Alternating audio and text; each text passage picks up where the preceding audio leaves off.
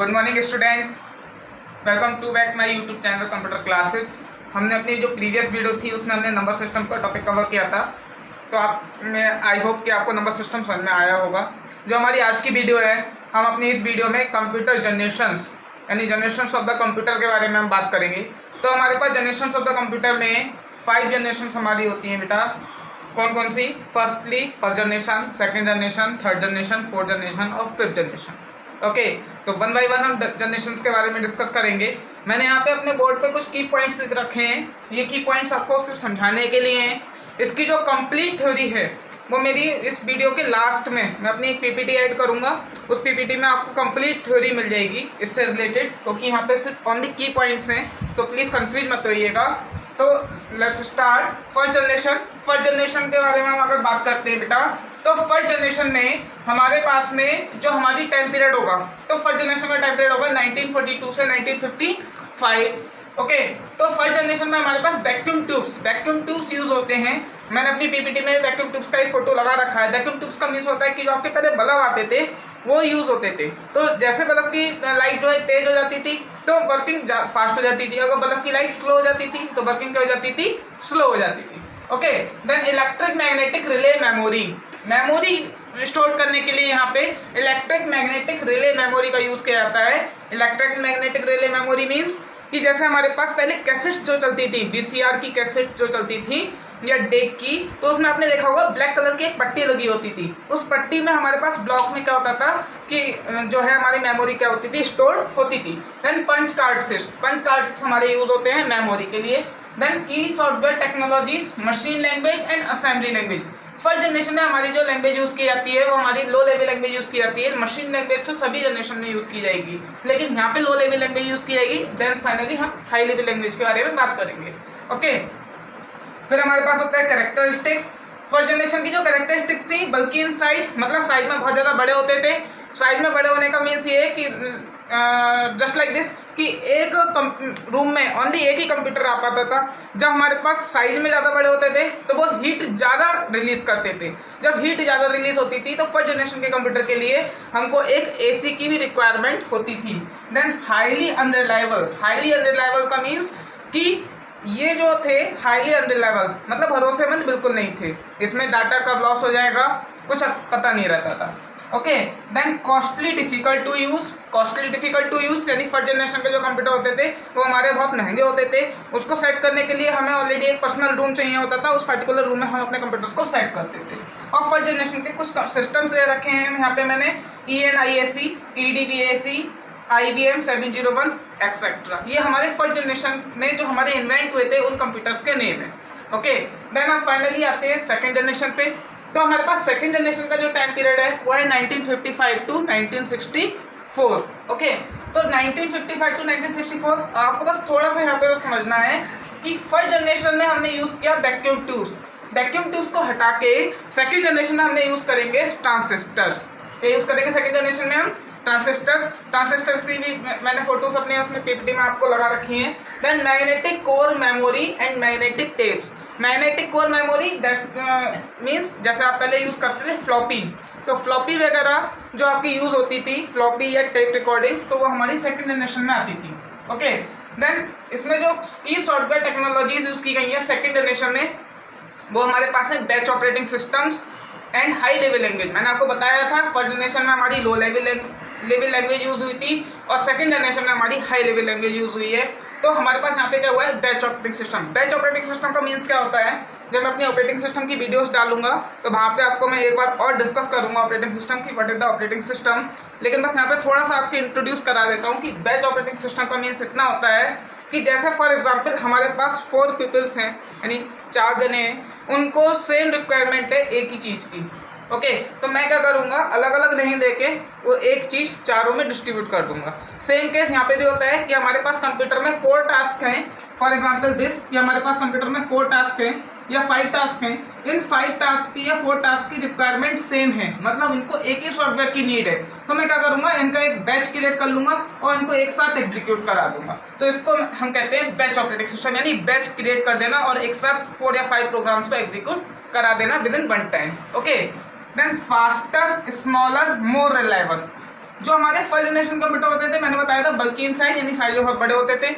ये जो second generation के कंप्यूटर आपके हैं ये फर्स्ट जनरेशन से थोड़े छोटे, ठीक है नहीं, फर्स्ट जनरेशन से क्या होंगे, थोड़े छोटे होंगे। मैंने सेकंड जनरेशन और फर्स्ट जनरेशन के कंप्यूटर्स उसमें क्या बोलते हैं, जो हमारी पीपीटी है उसमें आपके डायग्राम्स भी हैं, आप उसको चेक कर सकते हैं। तो faster, smaller and more reliable, यानी कुछ रिलायबल होते थे, इसमें डाटा जल्दी लॉस हो जाता था, इसमें डाटा लॉस नहीं होगा।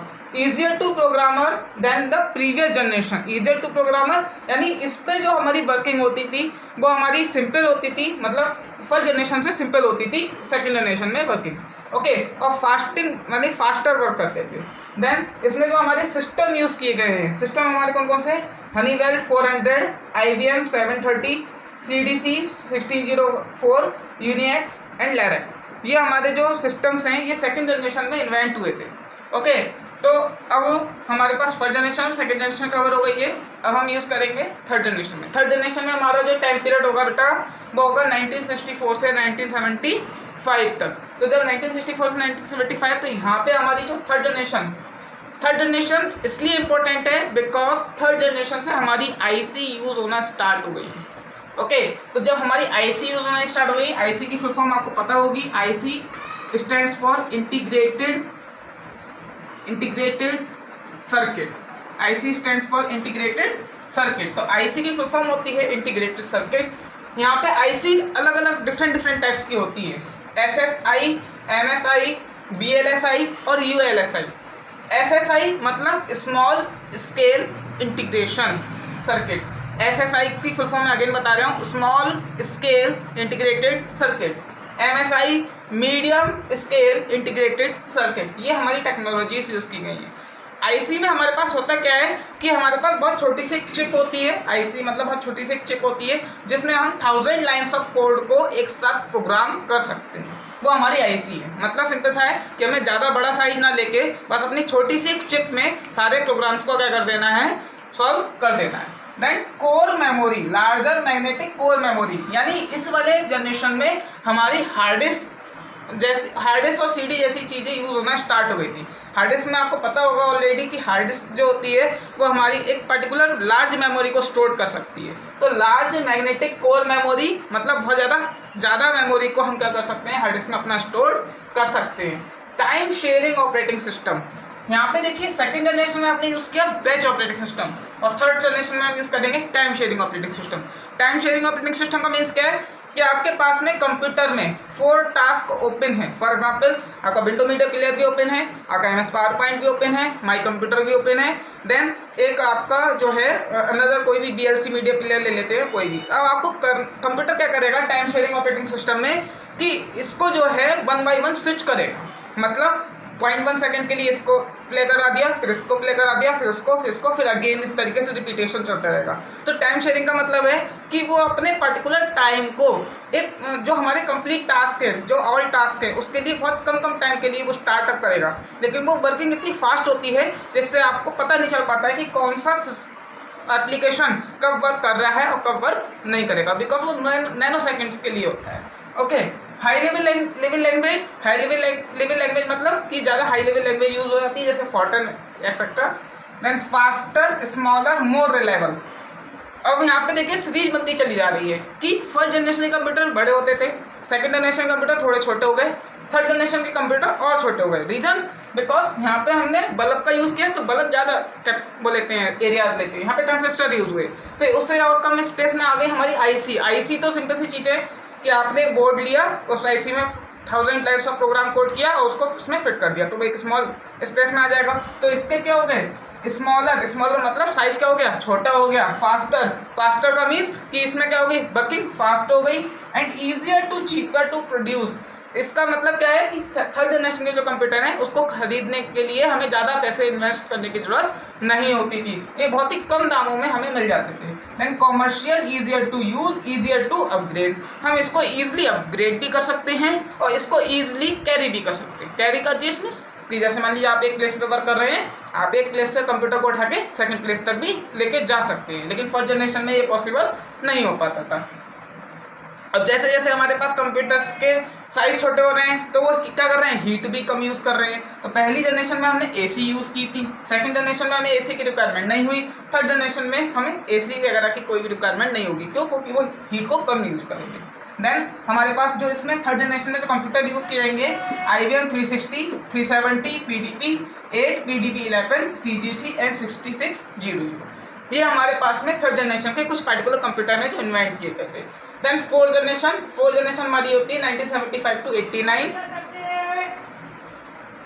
इसमें हमारे पास आईसी यूज हुई थी, जैसे यहाँ पे आईसी यूज हुई थी, यहाँ पे हुआ था SSI यानी small scale integration, MSI medium scale integration, यहाँ पे हमारे पास यूज किया जाएगा BLSI यानी very large scale integration.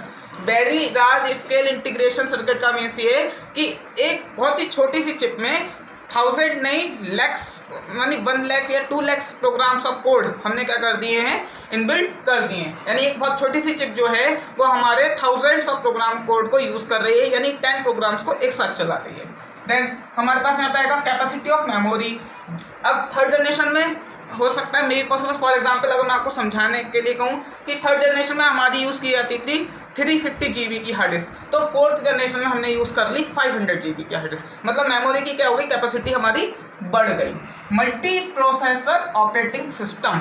Multi processor operating system का मीन्स क्या है कि आप सिंगल कंप्यूटर में बैठे हुए, मतलब एक कंप्यूटर बैठ के आप अलग अलग टास्क को परफॉर्म कर सकते हैं with in one time. Okay, for example आपने अपने कंप्यूटर को स्टार्ट किया, आप म्यूजिक भी सुन रहे हैं, गेमिंग भी कर रहे हैं, पीछे बैकएंड में आपके क्रोम में एक पर्टिकुलर वेबसाइट वो भी फ्लो हो रही है और आपकी डॉक्यूमेंटेशन भी चल रही है। दैट्स मीन्स यहाँ पे आपने 4 या 5 टास्क एक ही टाइम में किए कि आप म्यूजिक भी सुन रहे हैं, म्यूजिक का भी आपका काम चल रहा है, ठीक है नहीं। देन हमारे पास डॉक्यूमेंटेशन यानी हम वर्ड में डॉक्यूमेंटेशन भी कर रहे हैं और हमारी क्रोम पे एक पर्टिकुलर वेबसाइट खुल रही है जहाँ से हम सर्चिंग भी कर रहे हैं। तो ये हमारा multi processor operating system use होगा।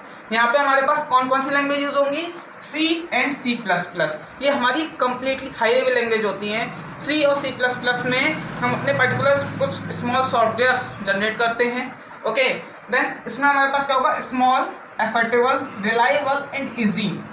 जैसे बोला था मैंने कि अनरिलायबल फर्स्ट जनरेशन को क्योंकि वो भरोसेमंद नहीं था, यहाँ पे बिल्कुल अपोजिट हो जाएगा उसका कि फोर्थ जनरेशन के जो कंप्यूटर हैं वो हमारे रिलायबल हैं। यानी अगर हम अपना कोई पर्टिकुलर डाटा स्टोर करेंगे तो वो हमें डाटा जो है मतलब हमारा डाटा जो है लॉस नहीं होगा। स्मॉलर यानी साइज और स्मॉल हो गया थर्ड जनरेशन से। अफोर्डेबल मतलब हमें कैरी करने में कोई प्रॉब्लम नहीं होगी, यानी अगर हम मान लीजिए अगर एक प्लेस पे बैठे हुए तो दूसरी प्लेस पे अपने कंप्यूटर को लेके जा सकते हैं। Then more powerful and reliable. More powerful मतलब उनकी वर्किंग जो थी बहुत ज़्यादा स्मार्ट वर्किंग थी। देन इसके जो कुछ पर्टिकुलर कंप्यूटर्स हैं, सिस्टम्स कौन कौन से, IBM PC, Apple second, BX 900 etcetera, ये हमारे कुछ पर्टिकुलर कंप्यूटर्स हैं। देन हमारे पास फिफ्थ जनरेशन आएगी, तो फिफ्थ जनरेशन में हमारे पास क्या होगा, 1989 से प्रेजेंट तक यानी अब तक जो चल रही है ये हमारी फिफ्थ जनरेशन है। इसमें हमारे क्या है, लैपटॉप्स वगैरह यूज़ किए जाते हैं। इसमें multi processing multi tasking operating system use किया जाता है। Multi processing multi tasking operating system का मतलब हम एक पर्टिकुलर टाइम में अलग अलग डिफरेंट टास्क को यूज़ कर सकते हैं। ओके, देन इस फिफ्थ जनरेशन के कंप्यूटर में हम अपनी पाइथन, जावा और PHP इन पर्टिकुलर लैंग्वेजेस का क्या कर सकते हैं, यूज़ कर सकते हैं अपनी एप्लीकेशन को डेवलप करने के लिए। देन फिफ्थ जनरेशन के जो कंप्यूटर होंगे हमारे पास कम्प्लीटली मोर रिलायबल होंगे। और फिफ्थ जनरेशन के कंप्यूटर में सबसे अच्छी चीज़ जो हमारे पास में आगे फ्यूचर में बहुत ज़्यादा काम आने वाली है, हमारी AI stands for artificial intelligence. यानी फिफ्थ जनरेशन कंप्यूटर में हमारे पास आर्टिफिशियल इंटेलिजेंसी का बहुत ज़्यादा यूज़ होने वाला है ना, और हो भी रहा है। आपने देखा होगा रोबोटिक साइंस में ATM machine it's also artificial intelligence. Okay, then fifth generation के जो हमारे पास कुछ पर्टिकुलर कंप्यूटर्स जैसे एप्पल का हो गया है ना, अलग अलग जो हमारे पास कोर डुअल जो हमारे पास प्रोसेसर्स आए हैं ये सारे कंप्लीटली हमारे फिफ्थ जनरेशन के कंप्यूटर हैं। देन इसके बाद हमारे पास एक फ्यूचर की जो जनरेशन है वो कंप्लीटली AI बेस्ड ही होगी। यानी जो ह्यूमन होगा वो एक तरीके से ऐसी मशीन को डेवलप कर सकता है जो कंप्लीटली ह्यूमन मतलब वर्किंग तो करेगा लेकिन कंप्लीट वर्किंग जो होगी वो मशीन के अकॉर्डिंग होगी। ओके, जैसे फॉर एग्जाम्पल रोबोटिक्स यानी कंप्लीटली रोबोटिक साइंस में हम फिर चले जाएंगे। ओके, तो इसकी ये जो हमारे थे, ये जो मैंने आपको डिस्कस किया, ये हमारे ओनली की पॉइंट्स थे। इसकी कंप्लीट डिटेल्स यानी पूरा आप अगर इसकी डिटेल्स को पढ़ना चाहते हैं तो मैंने अपनी इस पार्टिकुलर वीडियो के बैक में एक पीपीटी को अटैच किया हुआ है, आप उसको भी देखिएगा प्लीज़। और कोई भी अगर प्रॉब्लम हो तो कमेंट बॉक्स में बताइएगा। Then please share my video, like and subscribe my channel. Okay, thanks.